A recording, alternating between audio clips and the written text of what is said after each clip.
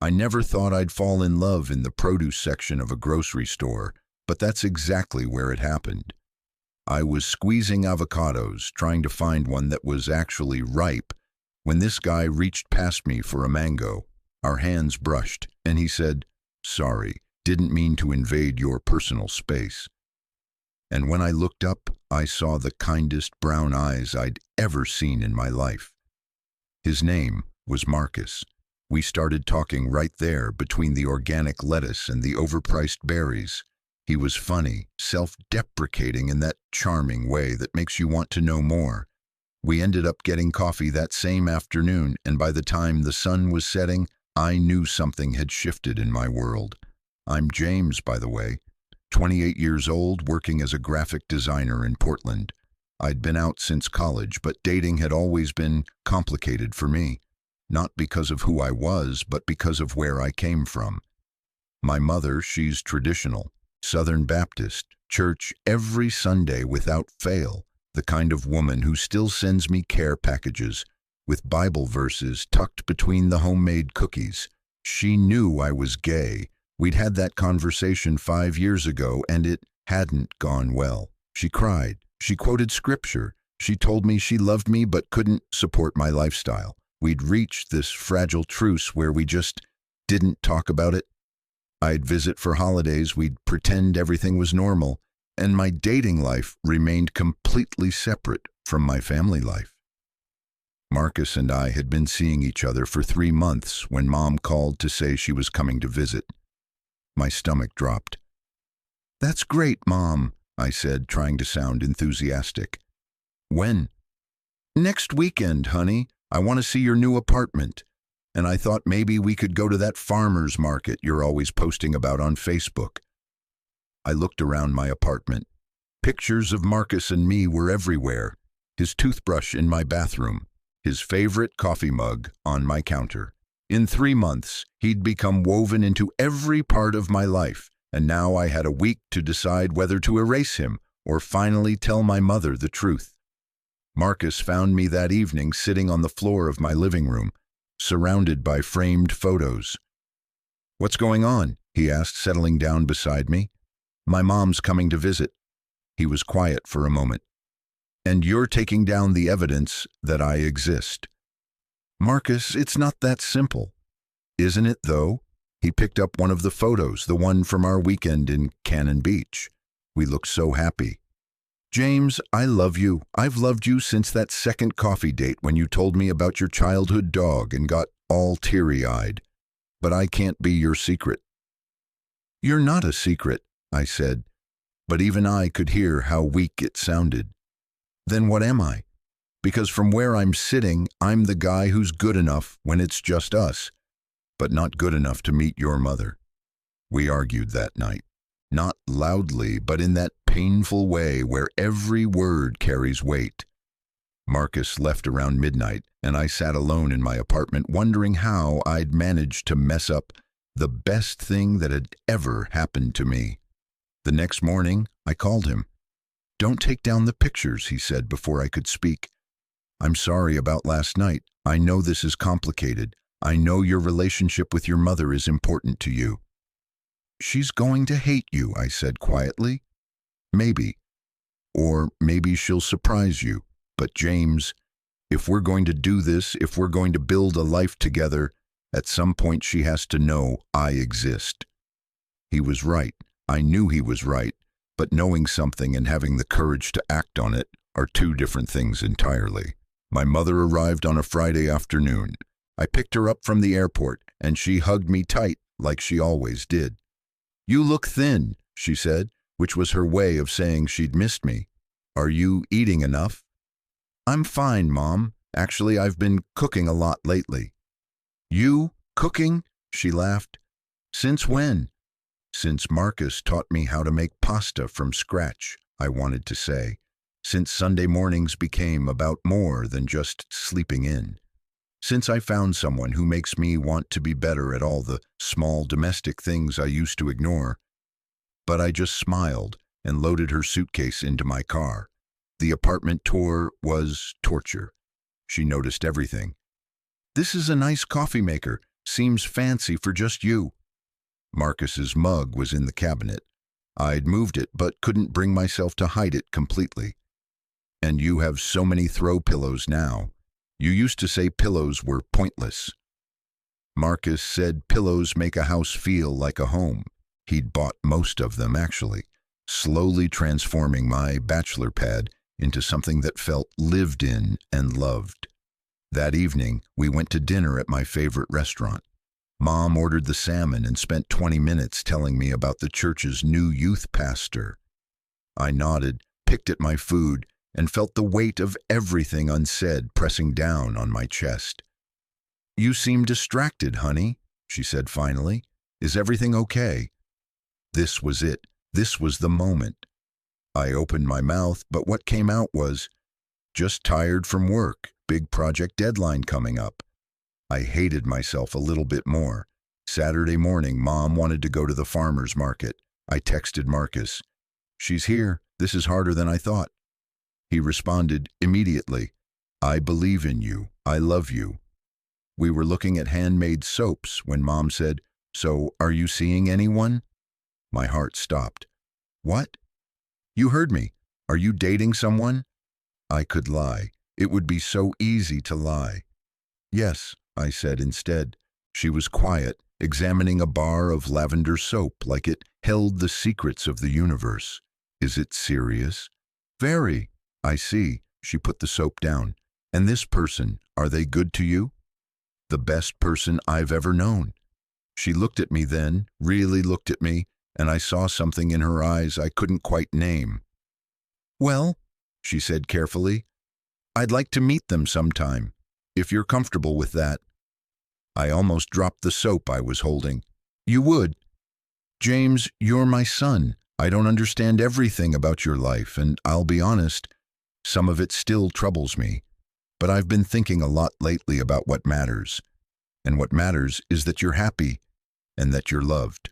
So yes, I'd like to meet this person who makes you smile at your phone like a teenager." I called Marcus from the parking lot while Mom was in the bathroom. "She wants to meet you. Now, if you're free. No pressure, but I think this is happening. Give me 45 minutes to shower and have a small panic attack, and I'll be there." He showed up at my apartment an hour later with flowers for my mother and a pie from the bakery she'd mentioned liking. I'd never loved him more than in that moment, watching him stand at my door with his nervous smile and his thoughtful gifts, ready to walk into what could very well be an uncomfortable situation just because it mattered to me. Mom opened the door before I could. "You must be Marcus," she said. "Mrs. Patterson, it's so nice to meet you. James has told me so much about you." He handed her the flowers. "These are for you, and I brought pie because James mentioned you have a weakness for cherry pie." She took the flowers, looking between us. I held my breath. Then she smiled, just a little. "Come in. And please call me Helen.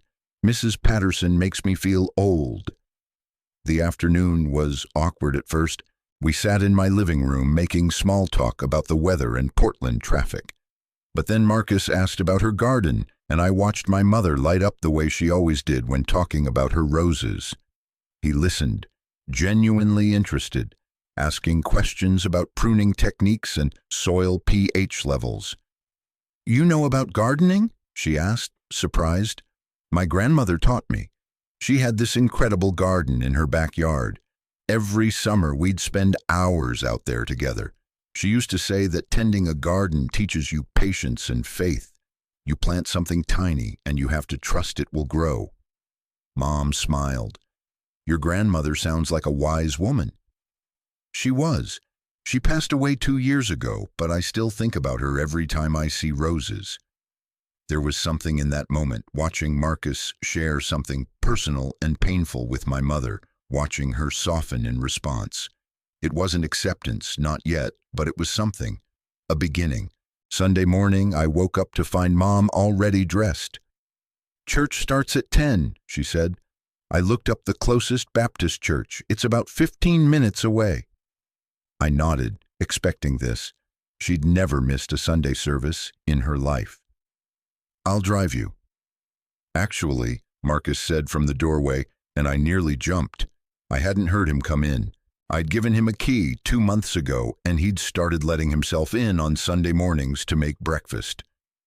"Actually, Helen, if it's okay with you, I'd like to drive you. James mentioned he has that work deadline, and I don't have anything planned this morning." Mom looked at him, then at me. "You don't have to do that." "I know, but I'd like to, if you're comfortable with it." She studied him for a long moment. "All right then, let me get my purse." I stood in the kitchen with Marcus, completely stunned. "What are you doing?" "Building bridges," he said simply. "Your mom is important to you, which makes her important to me. And maybe spending some time together, just the two of us, will help her see that I'm not the devil she might think I am." They left together, and I spent the next 2 hours unable to focus on anything. I reorganized my kitchen cabinets. I started 3 different work projects and abandoned them all. I imagined every possible disaster scenario. When they finally came back, they were laughing. Actually laughing. Mom was telling some story about the church pianist hitting the wrong keys, and Marcus was grinning, holding the door open for her. "How was it?" I asked, trying to sound casual. "Good," Mom said.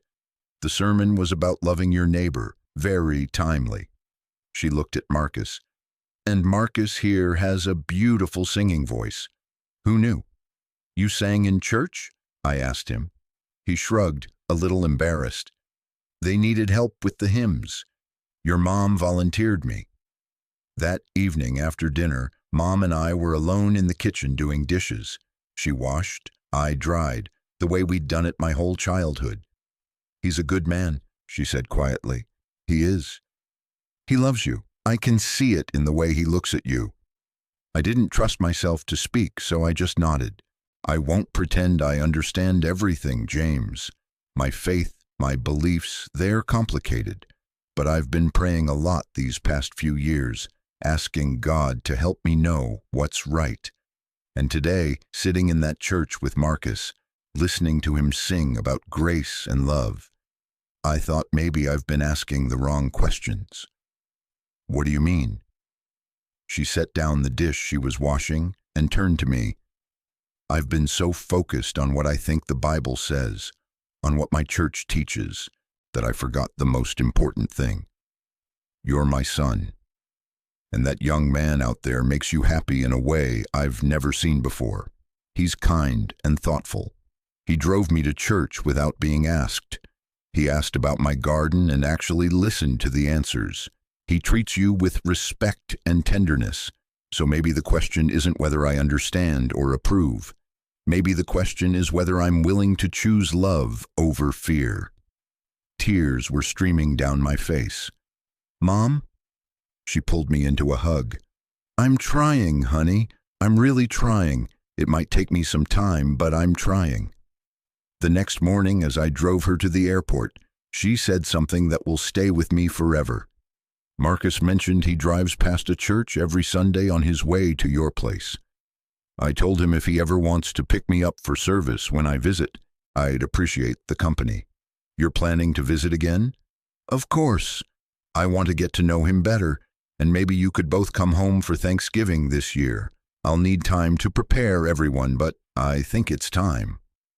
Marcus started driving my mother to church every Sunday she visited. It became their thing. They'd go together, sometimes stopping for brunch afterwards, and slowly, gradually, they built their own relationship independent of me. She'd call him to ask about plant recommendations. He'd text her pictures of sunsets he thought she'd like. 6 months later, Marcus and I were having dinner with my parents. My father was grilling, my mother was fussing over the salad, and Marcus was helping set the table. It wasn't perfect. My father was still uncomfortable, making too many jokes and avoiding eye contact. Some of my mother's church friends had stopped calling her, but we were there, together, and it felt like progress. That night, lying in bed, Marcus said, "Your mom invited us to Christmas." "Yeah?" Yeah, she said she's making her famous ham and she wants to teach me her sweet potato casserole recipe. Apparently, it's a family secret. I pulled him closer. She only shares that recipe with family. I know, he said softly. I know. A year after that first visit, I took Marcus to the same farmer's market where my mother had asked if I was seeing anyone. We were looking at handmade soaps, the exact same vendor, when he got down on one knee. James, you've taught me that love is brave, that it requires showing up, being honest, and sometimes having really difficult conversations. You've shown me what it means to honor where you come from while building toward where you're going. And I want to spend the rest of my life being brave with you. I said yes before he could finish. We called my mother that afternoon. She cried, but this time they were happy tears. When's the wedding? She asked. We haven't gotten that far yet, Mom. Well, let me know. I'll need time to make arrangements. And James, I want to help plan it, if you'll let me. The wedding was small, held in a garden because Marcus said it reminded him of his grandmother and new beginnings. My mother wore her best dress and cried through the entire ceremony. She'd insisted on making the cake herself, spending days perfecting her recipe. When it came time for the parent dances, she took Marcus's hand. Thank you, she said to him, for loving my son. Thank you for being patient with me. And thank you for driving me to church all those Sundays. You helped me see that God's love is bigger than my fear. Thank you for giving us a chance, Marcus replied. Thank you for trying.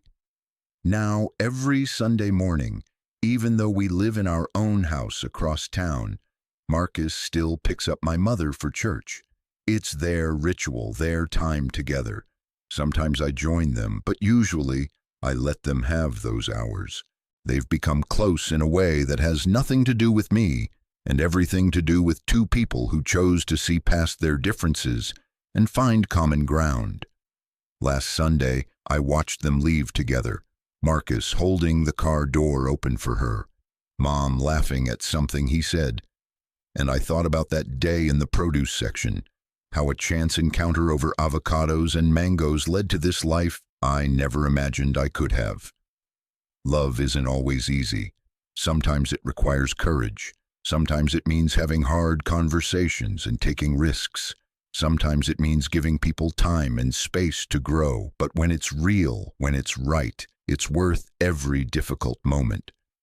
My mother will probably never march in pride parades or become an activist for LGBTQ rights. But she shows up. She tries. She drives to church every Sunday with the man I love and treats him like the son she never had. And in her own way, in the way she knows how, she loves us both. That's more than I ever expected. That's more than enough. That's everything. Total char count, 17,547.